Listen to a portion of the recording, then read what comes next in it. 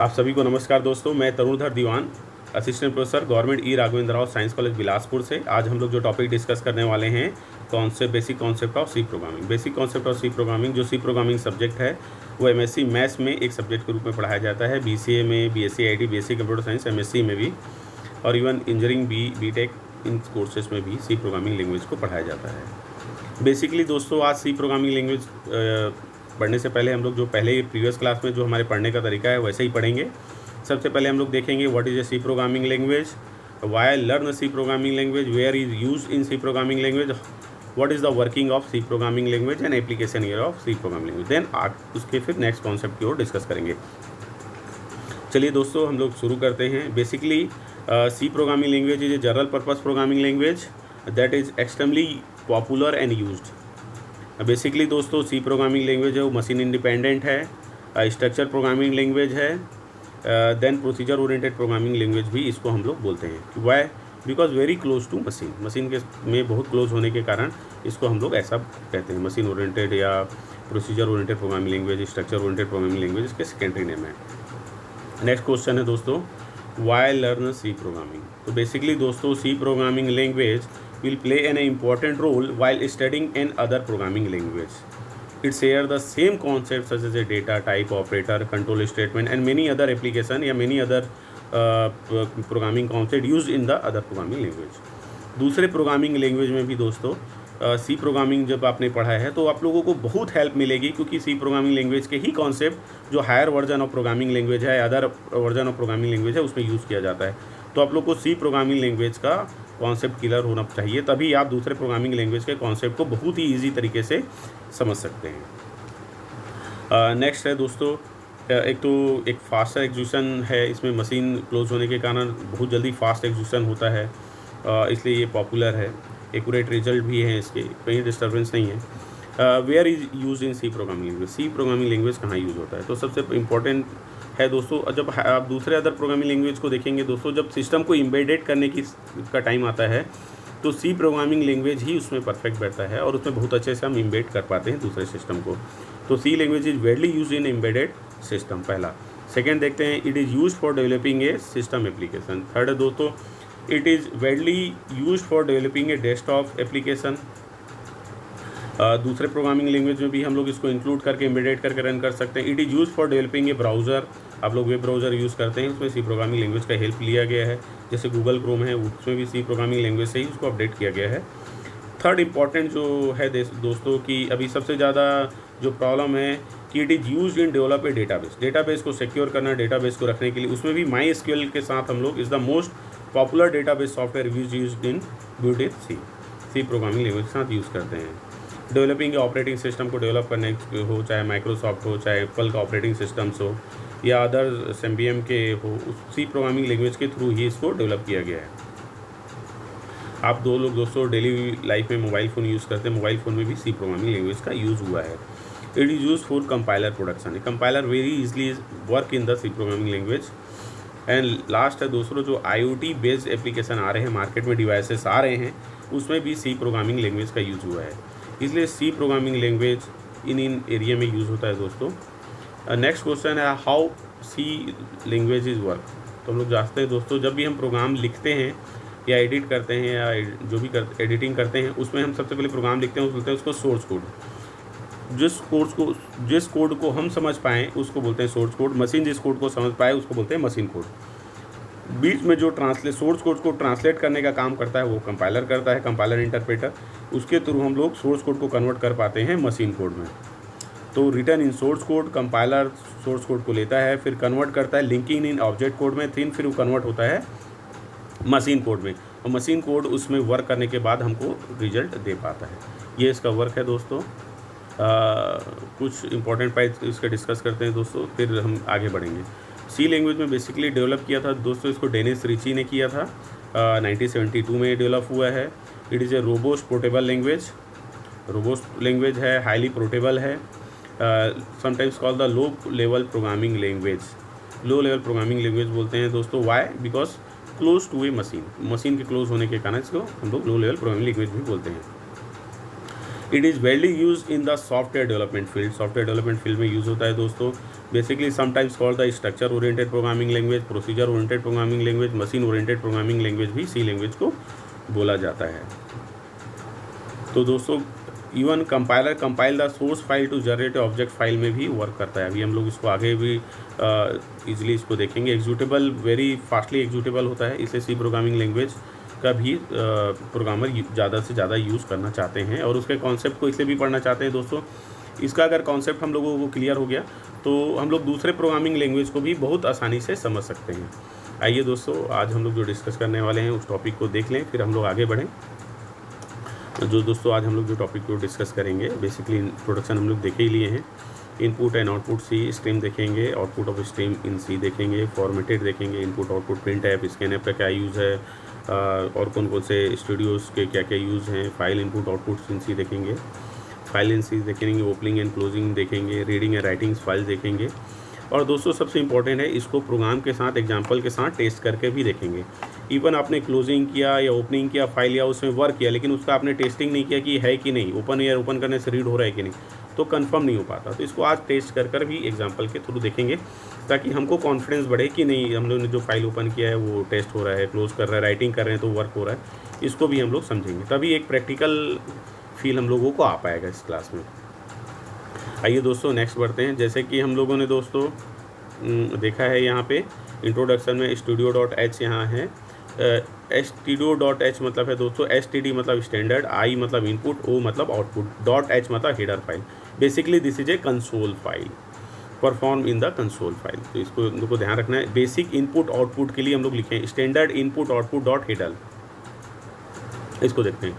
आइए दोस्तों next class में देखते हैं। स्ट्रीम हम लोग जान रहे हैं दोस्तों, बेसिकली 2 टाइप्स के स्ट्रीम्स अवेलेबल हैं, text streams and binary streams. Text stream is basically work on the text type of streams and binary streams तो ऑल्सो 0 1 बाइनरी यूनरी जो हम लोग पढ़ते हैं उस पर वर्किंग होगा दोस्तों। इसके प्रॉपर्टीज़ पे भी हम लोग देखेंगे। और नेक्स्ट हम लोग देखते हैं दोस्तों,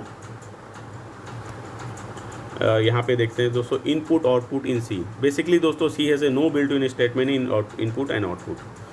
लाइब्रेरी फंक्शन में हम लोग स्टैंडर्ड io.h के बारे में डिस्कस किए दोस्तों, सेम है। ये library function is a supplied to perform this operator, this is a IO library function are listed the header. तो हम लोग को ध्यान में रखना है दोस्तों, you do not need to memorise them, इसको मेमोराइज करने की ज़रूरत नहीं है दोस्तों। बहुत ईजी वे में है, आप 1-2 प्रोग्रामिंग लैंग्वेज लिखते हैं, आपको ध्यान में आने लगता है स्ट्रक्चर का। देखिए दोस्तों कॉन्सेप्ट को समझिए, आपको स्ट्रक्चर ध्यान में रखना पड़ेगा क्योंकि बहुत सारे लाइब्रेरी फंक्शन सी लैंग्वेज ने दिए हुए हैं। आप अपना लाइब्रेरी फंक्शन लगाकर प्रोग्राम नहीं बना सकते, लेकिन वो स्ट्रक्चर आप लोग ध्यान रख लिए तो आपको लॉजिक पे ही मेन फोकस करना होगा, लॉजिक लगाकर आपको प्रोग्राम को सॉल्व करने होंगे। स्ट्रक्चर इसलिए ध्यान में रखना पड़ता है दोस्तों क्योंकि मशीन ओरिएंटेड लैंग्वेज है, अगर स्ट्रक्चर फॉलो नहीं करेंगे तो प्रोग्राम की हेल्प नहीं कर पाएगा आपके लॉजिक को रन करने में, इसलिए स्ट्रक्चर फॉलो करना बहुत ही इंपॉर्टेंट है।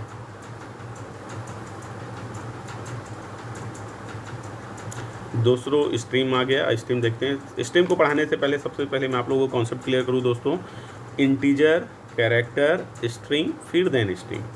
तो सबसे पहले इंटीजर क्या है दोस्तों हम लोग जानते हैं, एक रिवाइज करते हैं। 0 से 9 तक के वर्ड या उसके कॉम्बिनेशन से बनने वाले न्यूमेरिक वर्ड को हम लोग बोलते हैं इंटीजर। जैसे 1 2 3 4 5, अब उसको 999 या 8593440 बोले वो न्यूमेरिक वर्ड होगा। इवन आपका फ़ोन नंबर भी क्या है, इंटीजर है।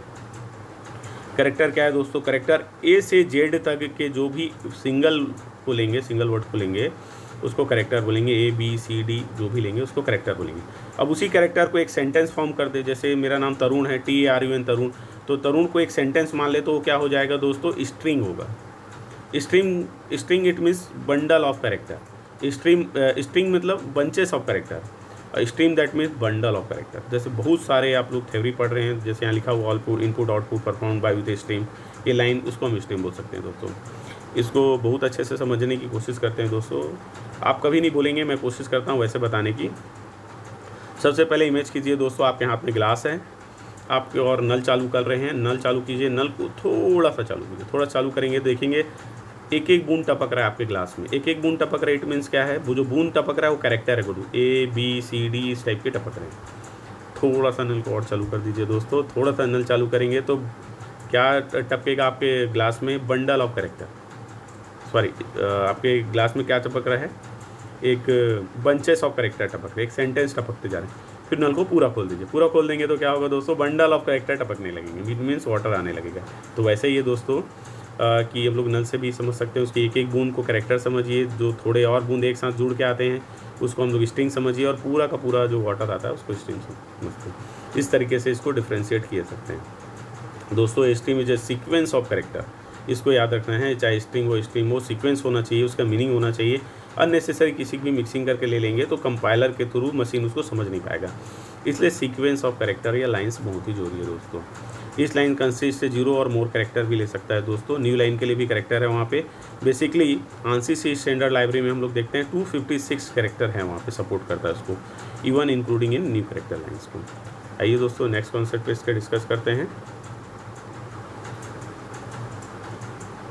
टाइप्स ऑफ स्ट्रीम इन सी। तो बेसिकली दोस्तों आप लोग स्टैंडर्ड इनपुट आउटपुट के लिए जाने ही रहे हैं, अभी प्रीवियस हमने पढ़ा STDIO, standard input output dot header. Basically ये यूज़ होता है। तो ये क्यों यूज़ होता है, क्यों यूज़ करें इसका, ये ध्यान में रखते हैं हम लोग। बेसिकली इसलिए यूज़ करें कि normally connected to the keyboard, आप लोग कीबोर्ड से कनेक्ट हो पाएँ, इसलिए हम लोग लिखते हैं standard input output dot header.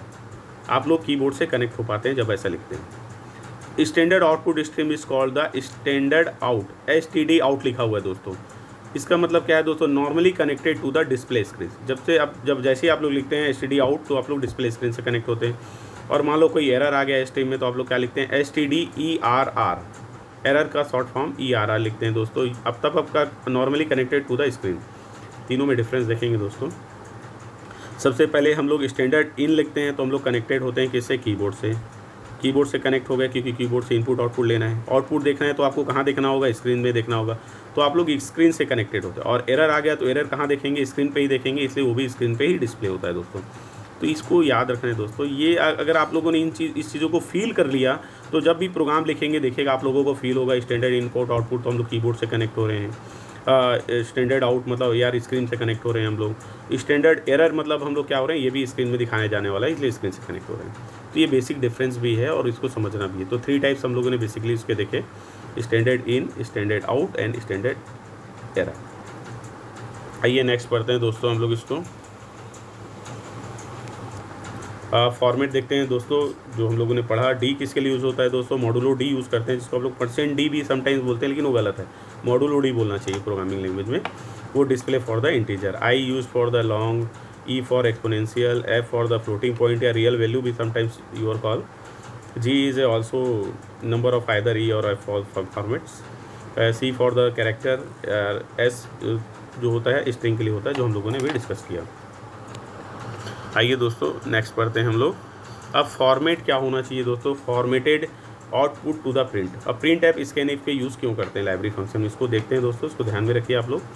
क्यों लिखे हम लोग प्रिंट ऐप, प्रिंट ऐप पर लिखने का क्या मतलब है प्रोग्रामिंग लैंग्वेज, इसको समझते हैं। Basically this function provide for the formatted output to the screen.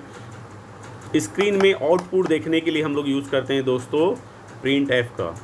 Viva में ही पूछा जाता है कि आप लोगों ने प्रिंट ऐप क्यों लिखा है प्रोग्राम लैंग्वेज में, तो कभी आंसर मिलता है कभी नहीं भी मिलता है, क्योंकि बेसिक कॉन्सेप्ट क्लियर नहीं होता है यहाँ पे। तो बेसिक कॉन्सेप्ट क्लियर रखिए।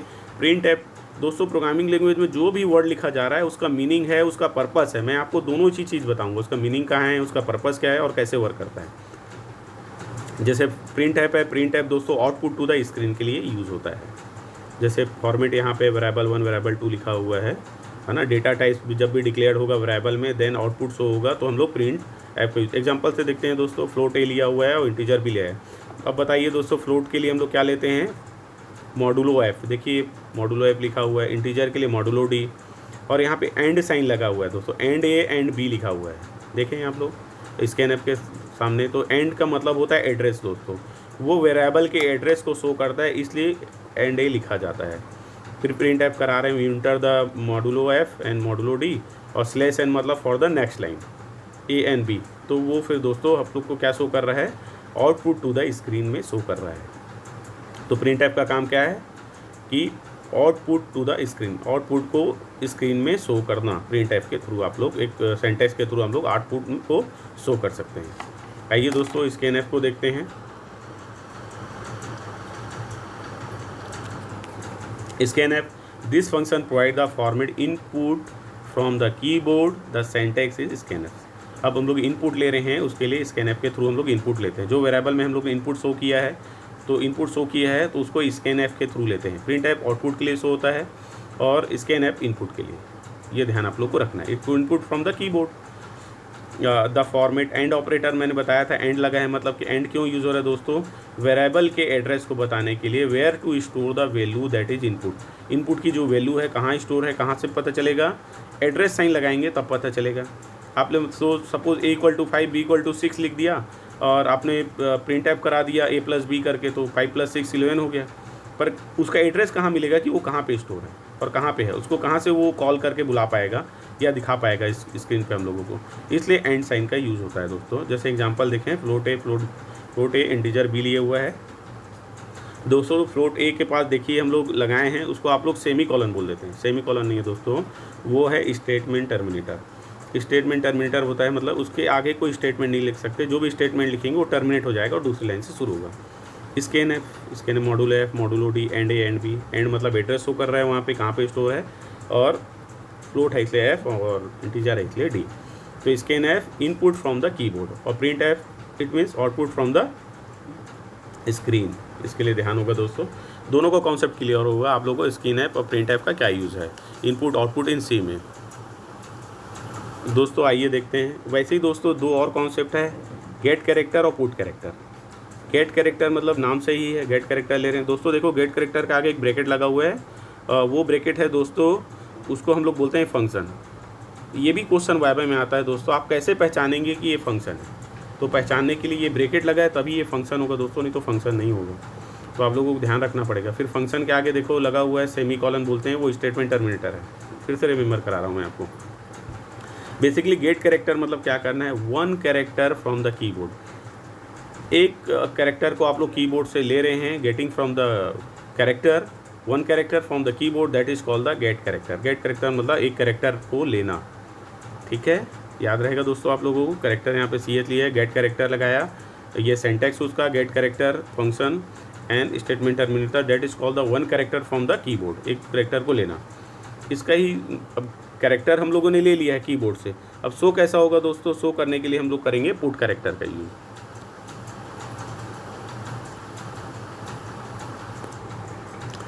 इन पुट कैरेक्टर दोस्तों यहाँ पे देखिए, this function provide the printing exactly one character to the screen. अब एक कैरेक्टर को ही प्रिंट कराना है आप लोगों को, तो आप लोग पुट कैरेक्टर करेंगे कि गेट कैरेक्टर कीबोर्ड के थ्रू ले लिया, अब उसको शो कराना है स्क्रीन पे, तो पुट कैरेक्टर करेंगे हम लोग। यहाँ एग्जांपल भी लिया हुआ दोस्तों हम लोगों ने कि get character input character from the keyboard और put character display it on the screen. Clear हुआ दोस्तों गेट कैरेक्टर और पुट कैरेक्टर का कॉन्सेप्ट। इस पर वन कैरेक्टर ध्यान रखना है दोस्तों, स्ट्रिंग के फॉर्म में लेंगे तो स्ट्रिंग होगा दोस्तों। हाँ देखिए दोस्तों, अब फाइल में देखते हैं, जब ये फाइल में वर्क करता है तो कैसा होता है। अभी वहाँ कीबोर्ड का कॉन्सेप्ट पढ़ रहे थे, अब फाइल से आपको लोगों को लेना है। तो यहाँ पे गेट सी लिखा हुआ है दोस्तों, और यहाँ पे फंक्शन में हम लोगों ने स्टैटिक और फाइल लिखा है। फाइल के आगे जो स्टैटिक है दोस्तों वो पॉइंटर है बेसिकली में, वो लोकेशन बताने के लिए फाइल कहाँ पे स्टोर है। This function is similar to get character except the input can be from the keyboard और फाइल। अब यहाँ गेट सी लगा दिया मतलब हम लोग को हिंट हो जाता है दोस्तों कि ये कीबोर्ड से तो ले सकता है, साथ में फाइल से भी वेरिएबल को लेना है, यहाँ से वहाँ से ले सकता है। तो देखिए यहाँ पे एग्जांपल के थ्रू फिर समझते हैं। गेट सी स्टैंडर्ड में इनपुट फ्रॉम द कीबोर्ड, और यहाँ पे जब गेट सी इन कीबोर्ड से भी ले सकता है, और दूसरा ऑप्शन देखिए यहाँ पे गेट सी फाइल लिखा हुआ है दोस्तों, इनपुट फ्रॉम ए फाइल, इसका मतलब फाइल से भी इनपुट ले सकता है, इसके लिए गेट सी। वैसे ही सेम कॉन्सेप्ट है दोस्तों, इससे मिलता जुलता। यहाँ पे पुट कैरेक्टर का आप लोग देख लीजिए कि वैसे ही है, जैसे गेट ले रहे थे तो इनपुट कीबोर्ड से भी ले सकते थे और फाइल से ले सकते थे, तो स्क्रीन पे भी शो करने के लिए ही वैसे ही सेम कॉन्सेप्ट होगा, except output can be the screen और ए फाइल। तो देखिए input from the keyboard get C लगा लिया और पुट कैरेक्टर कराया तो आउटपुट टू द स्क्रीन में शो होने लगा। या फाइल का भी हम लोग फाइल से जब आउटपुट कॉल करा रहे हैं, इनपुट ले रहे हैं दोस्तों, तो पुट जब कराएंगे पुट कैरेक्टर के यूज़, तो आउटपुट फ्रॉम ए फाइल से वो शो करेगा। तो दोस्तों हम लोगों ने पढ़ा गेट इन, पुट आउट। अब यहाँ पे पड़ा गेट सी और पुट सी, ये चारों में थोड़ा सा अंतर है। जब फाइल के लिए वर्किंग होता है दोस्तों तो गेट सी और पुट सी का यूज़ होता है। आई थिंक इसका आपको कॉन्सेप्ट क्लियर हुआ होगा। और इसके सेंटेंस देखते हैं दोस्तों, ये बहुत इंटरेस्टिंग है। आई होप आप लोगों को बहुत मज़ा आ रहा होगा। आगे का जो लेक्चर है दोस्तों, फाइल इनपुट आउटपुट इन सी, क्योंकि बेसिकली हम लोगों ने फाइल का कॉन्सेप्ट शुरू किया है, तो फाइल अब आगे देखते हैं कि बेसिकली फाइल में कैसे वर्किंग होती है। एक बार दोस्तों आप लोगों ने इसको समझ लिया तो फिर दोबारा समझने की ज़रूरत नहीं, और कॉन्सेप्ट आप लोगों को समझ में आएगा। तो बेसिकली फाइल्स पढ़ते हैं कि फाइल्स क्या है। In C programming language file is a simply sequence stream of bytes. हम लोगों ने पढ़ा ये सीक्वेंस में होना चाहिए, तभी तो समझ में आएगा दोस्तों क्या लिखा हुआ है। C imposes no structure on a file. ये हो सकता है अनस्ट्रक्चर्ड भी हो सकता है, कोई स्ट्रक्चर जरूरी नहीं है, बट एक सीक्वेंस होना चाहिए जिससे समझ में आए, या लिंकिंग होनी चाहिए। A file must file be open properly before it can be access for reading और राइटिंग। इसको ध्यान रखना है दोस्तों, a file must first be open properly. जब भी फाइल है मस्ट प्रॉपरली ओपन करे, before it can be access और रीडिंग और राइटिंग। एक्सेस करने से पहले उसको अच्छे से, when a file is open a stream is associate with file. जैसे ही फाइल ओपन करेंगे तो आप लोग को जो लिखा है सारा चीज़ दिख रहा है, तो स्ट्रीम फॉर्म में ही दिख रहा है। हम लोगों ने भी पढ़ा कि bundle of words is called the stream, bunch of words is called the string, जब छोटा सेंटेंस है। Successful opening a file return a pointer to locate the file. Pointer के थ्रू हम लोग फाइल को लोकेट करा सकते हैं। स्टेरिक लगा हुआ था दोस्तों, कहाँ पे फाइल स्टोर है ये आइडेंटिफाई कर सकते हैं। Which contain a file description and file control block. तो दोस्तों ये फाइल्स एंड सी का कॉन्सेप्ट है। आगे इसके बेसिक कॉन्सेप्ट को देखते हैं तो हम लोगों को और अच्छे से समझ में आएगा। दोस्तों देखिए, हम लोग पढ़ रहे हैं फाइल्स इन सी। बेसिकली अब यहाँ पे देखते हैं दोस्तों, स्टेटमेंट दिया हुआ है आप लोगों का कि फाइल, और यहाँ पे लिखा है स्टेरिक FPTR1। PTR मतलब पॉइंटर है दोस्तों, इसको ध्यान रखना है। PTR2 लिखा हुआ है, तो declare that PTR1 PTR2 are pointer variable इस टाइप ऑफ फाइल। पॉइंटर क्यों लगा रहे हैं दोस्तों? पॉइंटर एड्रेस की ज़रूरत इसलिए पड़ती है कि फाइल कहाँ पे लोकेटेड है, कहाँ पे स्टोर है, कैसे आप लोग उसको कंसोल से उसको कैसे कॉल करेंगे, उसकी वेरिएबल की वैल्यू कैसे स्क्रीन पे शो होगी और कैसे कैलकुलेट होगी, इसलिए उस पर पॉइंटर लगाना जरूरी है। Assign the address on a file description an area of memory that will be associated with input and output streams. Whenever you are to read from the write to the file, you must file open file assign the address of file description. Address पता होना चाहिए दोस्तों। जब भी हम कोई file को work करके सेव करते हैं तो सेव पर्टिकुलर वो जाकर मेमोरीज में होता है, और मेमोरी में कहाँ होता है कैसे पता चलता है, ये पॉइंटर के थ्रू हमको ईजी पता चल जाता है कौन से वेरिएबल की कौन सी वैल्यू लिए रहे हैं, और वहाँ जाकर वो ईजिली सेव हो जाता है। आइए दोस्तों नेक्स्ट इसके स्टेप पढ़ते हैं। सबसे पहले दोस्तों ओपनिंग ए फाइल, देन फिर क्लोजिंग पढ़ेंगे हम लोग। ओपनिंग फाइल को ध्यान रखना, दिस स्टेटमेंट FPTR1 जब ओपन कर रहे हैं तो हम लोग को क्या लिख सकते हैं दोस्तों, F मतलब file, F open file, my data लिखा हुआ है मान लो, would you open the file my data for input. आपने इनपुट के लिए रीडिंग करना चाह रहे हैं और वहाँ पे डेटा स्टोर है, तो स्टेटमेंट आप कैसे लिखेंगे, स्टेटमेंट ऐसा होगा जैसा आप लोग देखिए। मान लो दूसरा स्टेटमेंट देखते हैं, FPTR2 F open file, result देखना है आपको, ठीक है। यहाँ WR मतलब राइटिंग या रीडिंग, और W मतलब writing. Would you open the file result for output, result जब देखेंगे तब आउटपुट के लिए होगा।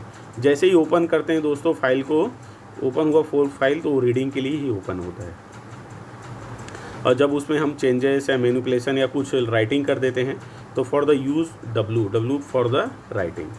Once file are open they open you until you close them और एंड ऑफ द प्रोग्राम। जब क्लोज कर रहे हैं इसका मतलब यही हो गया कि हम लोग जो उसमें काम कर रहे थे वो सेव हो गया।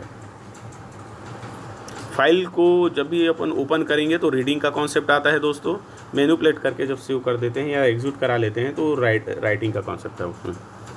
आइए इसका थोड़ा और डिटेल देखें तो और अपने को अच्छा लगेगा और मज़ा आएगा। अब दोस्तों रीडिंग या राइटिंग हम लोगों को समझ में तो आ गया, लेकिन बिना टेस्ट किए इसके मतलब कन्फर्मेशन नहीं हो पाता। तो मैंने यहाँ पे एक एग्जांपल लिया है ताकि आप लोग को टेस्टिंग और सक्सेसफुल ओपन हुआ है कि नहीं ये दिखे। If the file was not able to be open, if अगर फाइल ओपन नहीं हो रहा है, not able to open, then the value return by the F open है ना, रूटीन नल वैल्यू। कोई फाइल ओपन नहीं हो रहा है तो उस वैल्यू नल चली जाएगी। क्यों जाएगी दोस्तों? फाइल ओपन नहीं हुआ तो आप लोगों ने उसके स्ट्रीम या कैरेक्टर देखे, स्क्रीन पे शो ही नहीं हुआ। जब स्क्रीन पे कोई कैरेक्टर या स्ट्रीम या कुछ चीज़ों को हम लोगों ने पढ़ा ही नहीं तो उसकी वैल्यू क्या हो गई, नल हो गई। इसलिए ये कॉन्सेप्ट है। एग्जाम्पल के थ्रू हम लोग समझते हैं। Let's assume that the file my data does not exist. मान लो कोई फाइल है मैंने उसको सेव किया था और उसको मैंने ओपन किया रन कराने के लिए। अब ओपन हुआ फाइल, देखो फाइल को ओपन करने के लिए दोस्तों कमांड सिंटैक्स क्या है, static F file ptr.1 F ptr1 equal to F open my data. Reading करने के लिए आप लोगों ने ओपन किया, अब वो फाइल ओपन ही नहीं हुआ। If file is not open नहीं हुआ तो देखिए F ptr equal to null, मतलब my data not open, my data did not open, कोई डेटा ओपन नहीं हो रहा तो कौन सी वैल्यू होगी, दोनों नल फायर होगी। तो ये टेस्टिंग करने का तरीका है। और ओपन हो जाता और सारी चीज़ें दिखने लगी थी तो फिर वो नल वैल्यू नहीं होता दोस्तों, क्योंकि एग्जिस्टिंग्स है ना, उसमें सेंटेंसेस लिखे हुए वर्ड्स उसमें एग्जिस्टेंस है तो नल नहीं होगा। तो इस तरीके से हम लोग ओपन फाइल को टेस्ट भी कर सकते हैं। और इसके कॉन्सेप्ट को जानना बहुत ही ज़रूरी है दोस्तों। जब दोनों कॉन्सेप्ट को जानते हैं तभी हमको क्लियर हो पाता है कि फाइल ओपन का कॉन्सेप्ट और फाइल क्लोज का कॉन्सेप्ट क्लियर होता है। आइए दोस्तों नेक्स्ट वीडियो की और आगे बढ़ते हैं हम लोग। Reading from a files in the following segments of C language code. Reading के लिए हम लोग देखते हैं दोस्तों, जैसे इंटीजर ए कॉमा लिया, फाइल में आप लोग 2 फाइल ले लिए हैं, F ptr1 F ptr2। F ptr में क्या किया, माई डेटा रीड किया आप लोगों ने, फिर स्कैन किया, स्कैन हम लोगों ने पढ़ चुका है, reading from the input file from the keyboard and, और जब फाइल के साथ है तो वो फाइल से भी डेटा ले सकता है। एंड ऑपरेटर क्यों यूज़ किया दोस्तों, एड्रेस के लिए यूज़ किया है। तो the F scan function would read A value from the file pointed bye ptr assign दोस्त वैल्यू ए एंड बी। अब आप लोगों ने इसको रीड कर लिया दोस्तों, और जब रीड कर लिया उसको, और रीड किया यहाँ पे राइटिंग नहीं किया दोस्तों, रीड किया तो जो फाइल जहाँ से एग्जिस्टिंग सेव है तो वो ऐसी ऑटोमेटिकली सेव रहेगी। तो ये रीडिंग फ्रॉम द फाइल्स और उसके एग्जांपल के थ्रू हम लोगों ने समझा दोस्तों। नेक्स्ट देखते हैं दोस्तों, इंड ऑफ ए फाइल। अब इंड करना है, the end of a file indicate inform the program when there are no more data to be proceed. अब कोई दोस्तों कोई प्रोसीड नहीं करना है तब हम लोग इंड करेंगे उसको। इंड करने के लिए देखते हैं इसका कॉन्सेप्ट, जब इंड करते हैं तो क्या होता है। There are number of way to test of end of file condition, अभी टेस्ट करके हम देख चुके हैं। One is the use to F E, वो एफ फंक्शन के थ्रू भी कर सकते हैं, विच इज रिटर्न ट्रू और फॉल्स कंडीशन। तो हम लोग दोस्तों इसके through end of file encountered, मतलब वहाँ पे जब इंड कर रहे हैं तो हम लोगों ने जो चेंजेस किए वो है कि नहीं, उसके लिए भी हम लोग यहाँ पे चेक कर सकते हैं इस फंक्शन का यूज़ करके। बहुत इजी है दोस्तों। नेक्स्ट हम लोग देखते हैं, इंड ऑफ फाइल हम लोगों ने देखा ही है दोस्तों अभी। In other way to test from the end of file, इसके लिए देखा सेम है। नेक्स्ट हम लोग देखते हैं राइटिंग ए फाइल। अभी रीडिंग देखा, हम लोग राइटिंग करके देखते हैं दोस्तों। तो राइटिंग देखें तो वेरिएबल दिया है, integer equal to 5 equal to 20, file से है, फाइल वर्किंग कर रहा है यहाँ पे दोस्तों। तो एफ ptr2 में वैल्यू एफ ओपन ले रहा है, रिजल्ट राइटिंग के लिए कर रहे हैं दोस्तों। तो प्रिंट एफ यूज़ हो रहा है। अभी स्कैन एफ यूज़ हुआ था दोस्तों, क्यों हुआ था, क्योंकि इनपुट हम लोग ले रहे थे वो कीबोर्ड या फाइल से ले रहे थे। जब फाइल पढ़ रहे हैं तो फाइल से ही ले रहे थे, तो स्कैन एफ। अब प्रिंट यूज़ हो रहा है, मतलब स्क्रीन में आउटपुट शो करना है, डिस्प्ले करना है, इसलिए वो प्रिंट ऐप का कॉन्सेप्ट है। बहुत सिंपल है दोस्तों, ऐप प्रिंट ऐप यूज़ करो, function would write to the value stored in a b. अब आप लोगों ने क्या किया, वहाँ पे राइट किया और जैसे इक्वल टू 5 लिया, b equal to 20, c equal to a plus b कर दे और सी डिक्लेयर कर दें, तो 20 प्लस 5 25 हो जाएगा। मतलब मैनिपुलेट हो गया चेचा, डेटाबेस चेंज हो गया, अब राइटिंग हो गई। तो उसके लिए अब जब एड्रेस ऑपरेटर आप लगाएंगे तो जाकर दूसरे जगहों पे सेव होगा, ठीक है, या वहाँ पे सेव होगा तो चेंजेस करके भी हम रिप्लेस करके भी सेव कर सकते हैं। तो ये राइटिंग टू फाइल्स का कॉन्सेप्ट है। सो दोस्तों आप लोगों को ईजी समझ में आया होगा, इवन हम लोगों ने इसको टेस्ट करके भी देखा है। अब दोस्तों क्लोजिंग ए फाइल देखे थे हम लोग, अभी ओपनिंग ए फाइल में हम लोगों ने रीड राइट करा कर देखा और इवन उसको टेस्ट करके भी देखा। क्लोजिंग ए फाइल स्टेटमेंट पढ़ते हैं, the statement F close F ptr1 F close F ptr, तो will close the files release the file description space input output buffer memory.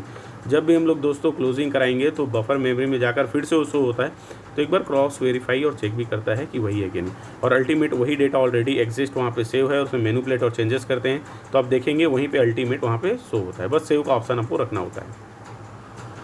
तो ये क्लोजिंग ऑफ फाइल का कॉन्सेप्ट है दोस्तों। ये एफ क्लोज आप सेंटेंस यूज़ करते हैं जब भी आप यूज़ करेंगे। यहाँ पे देखते हैं दोस्तों लास्ट में reading and writing a files. अब दोनों का यूज़ एक साथ कर रहे हैं दोस्तों, रीडिंग एंड राइटिंग का। तो सबसे पहले एक प्रोग्राम मैंने लिया है दोस्तों, हैश इंक्लूड studio.h। हैश क्या है दोस्तों, pre processor directory, include library function है, ऑलबोल्ड std मतलब स्टैंडर्ड, IO मतलब इनपुट आउटपुट, .h मतलब हेडर, जो कि मैंने पढ़ा है दोस्तों। दूसरा सेंटेंस है इंटीजर मेन। बेसिकली दोस्तों प्रैक्टिकल में पूछा भी जाता है कि इंटीजर मेन है, लाइब्रेरी फंक्शन है कि आपका यूज़र डिफाइंड फंक्शन है। यूज़र डिफाइंड फंक्शन है दोस्तों।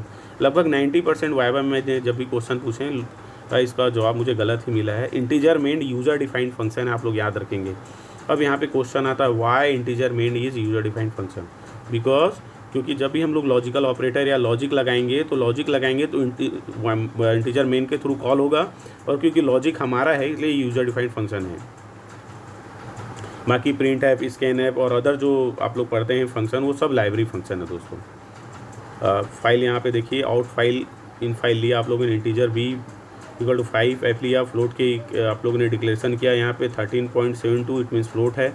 फ्लोट में बताया था दोस्तों मैंने डिसिबल पॉइंट बीच में आएगा। आउट फाइल किया, टेस्ट डेटा किया, राइट कर रहे हैं दोस्तों यहाँ पे, प्रिंट आउट करा रहे हैं, ऐप ओपन करा रहे हैं, इट मीन टेस्ट करा रहे हैं या प्रिंट आउट करा देंगे। देखिए प्रिंट कराए यहाँ तो आउटपुट क्या मिला है, जो आप लोगों ने वैल्यू यहाँ पे ली थी 13.72 फ्लोट की वैल्यू ली थी, और जो इंटीजर की वैल्यू ली थी वो यहाँ पे यहाँ तक का प्रिंट कराया है, क्योंकि अपने कमांड वैसा दिया हुआ है।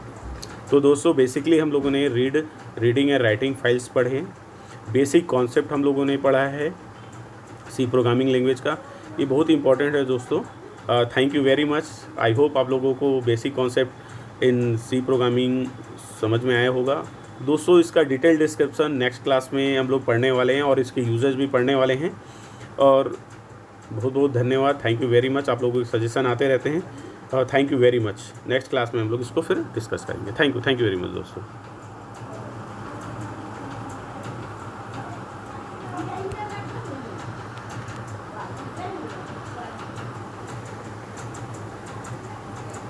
थैंक यू वेरी मच दोस्तों।